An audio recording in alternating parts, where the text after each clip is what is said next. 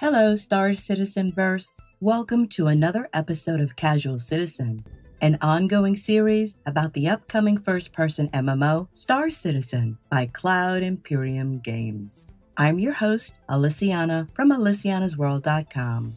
In today's episode, I'm going to talk about my experiences on 3.2 PTU.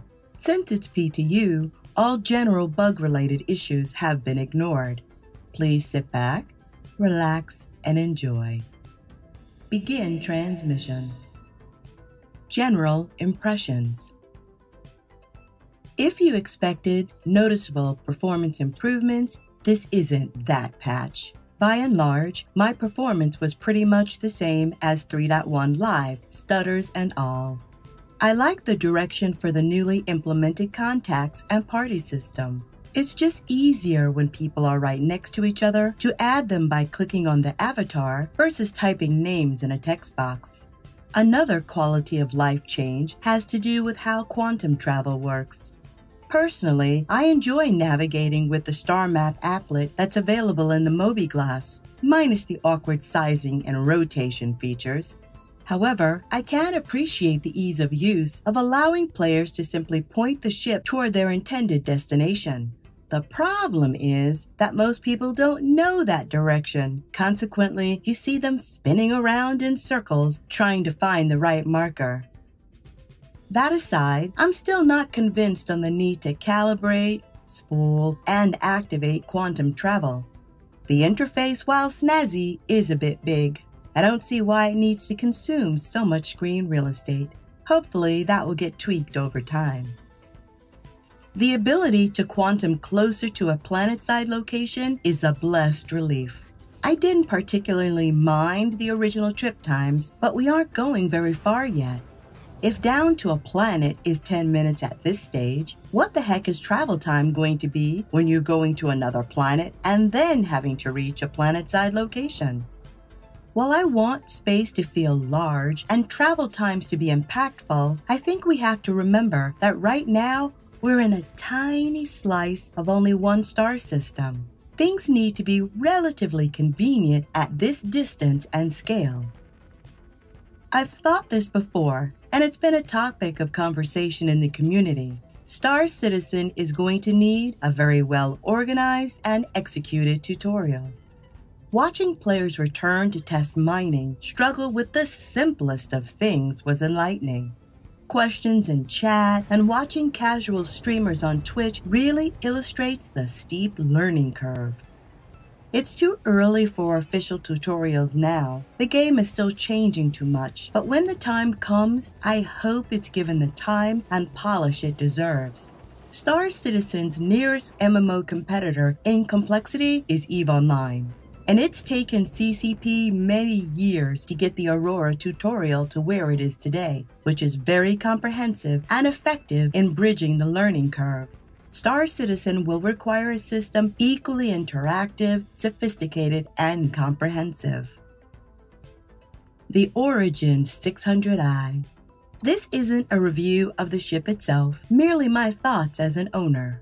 First off, it's gorgeous and matches the expectations set out by the concept sale. Every corner of the ship's interior drips luxury. It has, without question, the best views of any ship to date. And if this is any indication of the 890 jump, that ship is going to be spectacular. Thank you for an external lift that goes directly to the cockpit. And I can't wait until the onboard star map is functional. Whoa, that is going to be impressive, having a holographic version of it right there, big as life aboard your ship. The ship itself floats like butter. I thought I'd accidentally turned off my volume. I've seen a couple of posts complaining about the acceleration, but it wasn't something that stood out to me as being problematic. In fact, I didn't notice it. It is a yacht after all. And while my reaction to the 600i was very positive, there were a couple of things that I can do without. I don't like calling elevators. For me, it's just more fiddly bits. If I stand there, the door should open and bring the elevator to that floor. Sorry, I know that's not realistic, but I don't want that much realism in every part of my gameplay. Equally, I don't like the slow-mo elevator ride. That needs to be tweaked. God forbid there's actually an emergency on the ship and you need to get up and down to a different floor. For me, they were so slow to the point of being a distraction and something that I noticed immediately. Given that this is very early days for the 600i, I'm not concerned about the few things that I don't like right now. There's more than enough time for backers to weigh in and for things to be tweaked. The MISC Prospector. The Prospector is designed as the introductory ship for the mining profession. As such, I expected it to fulfill the bare-bones minimum of what was described in the mining design document that we received a while back, and it does. You can mine and carry the collected materials to a location to be sold. For those who enjoy the idea of RP and being on a ship that seems plausible for its role, it has a decent amount of interior space.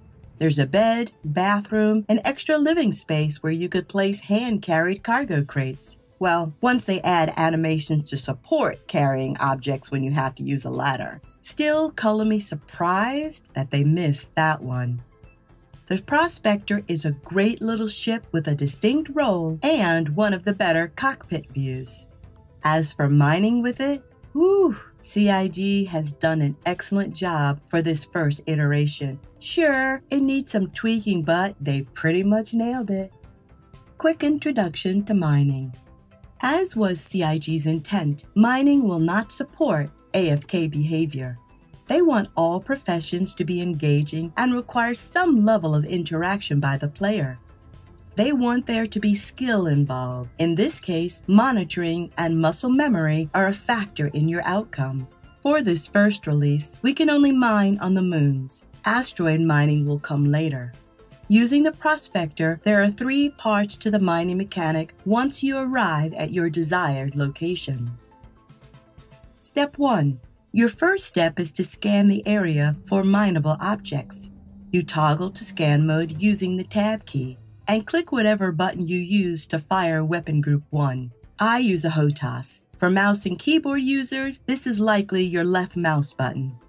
You can control the range of the scan, which impacts the level of details that come back from the ping. In this case, however, using the default works just fine. To scan, you can land or float slowly over the surface of the moon, pinging the scanner, and stop when you see rocks marked with the blue identification marker over them. Step 2. Your next step is to fracture the rocks down into smaller units that can be extracted. Hover over a tagged rock to view its composition. You want to spend your time mining rocks that contain the highest concentration of sellable materials. Even better are those that contain decent percentages of multiple metals. Once you've decided on which rock you want to mine, press the M key to toggle into the mining mode called Fracture. The art of mining in Star Citizen is a minigame of heating the rock enough to fracture it into pieces without blowing it up. In order to accomplish this, you must watch 2 gauges on the left part of the HUD. Your mouse scroll wheel is going to be used to control the laser intensity, and you'll watch the laser throttle indicator on the HUD. Simultaneously, you want to monitor the rock's energy gauge. The energy gauge is monitoring the rock's internal temperature for combustibility. Your mission, Mr. Hunt, if you choose to accept it, is to get the rock's internal temperature into the green zone on the energy bar and hold it there until the fracturing sensor on the right side of the HUD reaches 100%. At 100%, while in the green portion of the energy, will cause a successful fracture. If you overheat the rock, it will explode, causing damage to nearby objects, including your ship. To avoid this scenario, you should be slowly ramping up the throttle on the mining laser, watching to see that impact on the rock's energy, throttling it up and down as appropriate. You'll hear a warning sound if the internal temperature is getting too high. If throttling it down isn't letting it cool off fast enough, turn off the laser or point it away from the rock until it cools down a bit and then start again. Step 3. When you've done it successfully, the rock will split into smaller pieces. Hover over them to identify which ones have a purple outline. These are the ones that are small enough to extract. Pieces that still have the orange outline must be mined again, fractured into even smaller pieces. Toggle from the laser, called fracture mode, to the extraction laser. Again, I use a HOTAS, so I don't know the exact key, but it's likely the right mouse or the middle mouse button click to toggle. Hover over the purple pieces and left click to start extracting. The extracted material is being vacuumed into the Prospector's storage containers. Long term, we will have 6 containers, I believe, 4 that are attached and 2 that are empty that can be swapped out on site. However, since those features aren't in the game yet, we're being given the full 6 canisters worth of storage for now. So let's look at that again. In a nutshell, you scan for mineable rocks. Inspect them to find the best compositions. Switch to mining mode.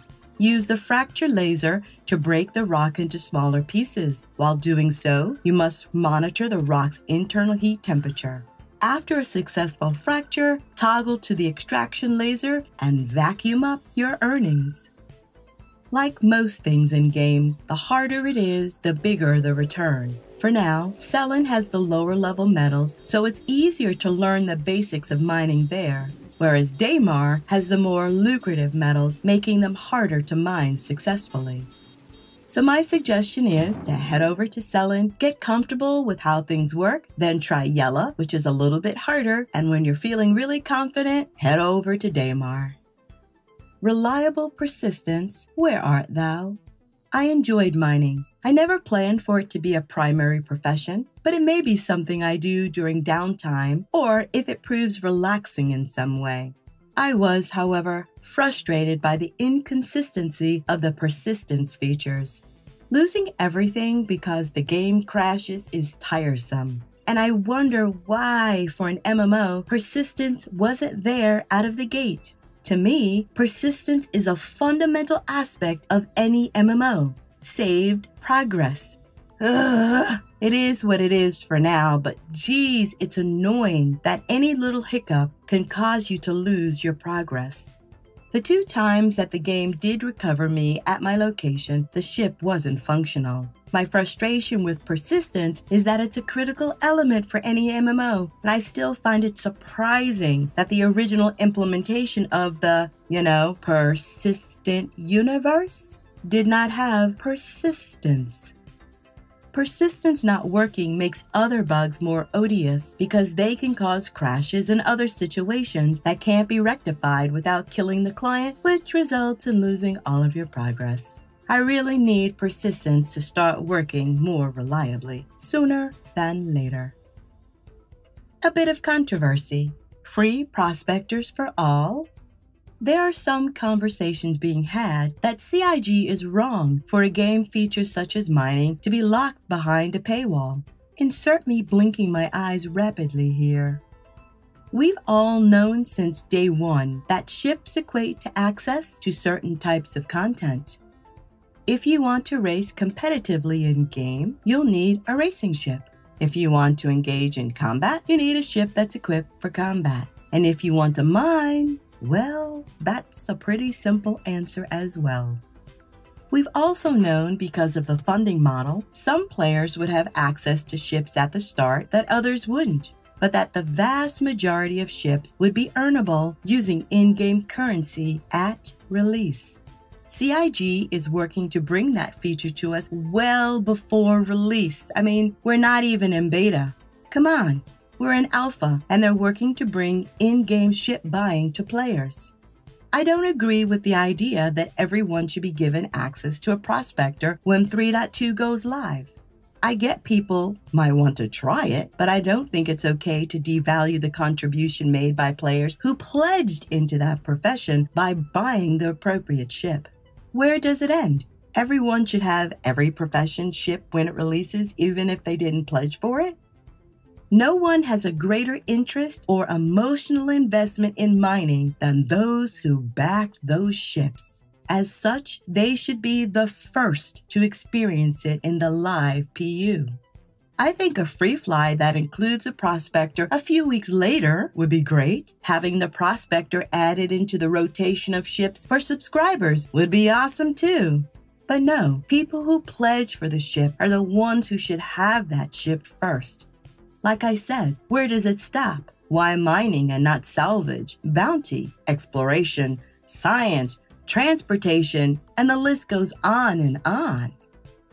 MMO content is built around being behind a paywall, the biggest of which are expansion packs. If you don't purchase an expansion pack when it arrives, you don't get the new professions, you can't reach the new max level, you can't access the new zones, you don't get the new crafting recipes, and so on. And beyond paying for access, you then have to grind for the items. This is not new in the world of MMOs. I find it curious that some of the same people who are being vocal with complaints that everyone should have access to a Prospector are upset about war bond pricing. They don't like the idea of old backer money being devalued by $10, but they are somehow okay with devaluing someone's $140 purchase? Even curiouser is for streamers to complain when their big giveaways are behind a paywall known as Twitch channel subs. Even if someone has donated them bits, they can't participate in subscriber giveaways. I find the inconsistency a bit flawed. Related word of caution.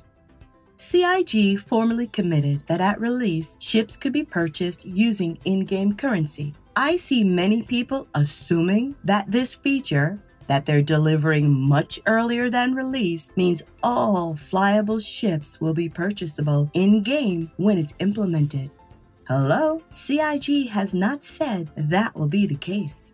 I suspect it won't contain every flyable ship. I wouldn't be surprised if it's a rotating subset of flyable ships. Given the funding model, rotating availability is what seems logical to me. Equally is that ships purchased with AUEC will be wiped with the new patches, just like everything else we purchase with AUEC. So please don't assume things that have not been committed. That's it for this episode, folks. I hope you've enjoyed it, controversy and all. If you have, please consider subscribing to my YouTube channel and registering on AlysianasWorld.com. Keeping with my new rotation, next month's episode will be Night Bus and include new fan fiction. Until then, be kind and fly safe. This is Alysiana signing out. End transmission.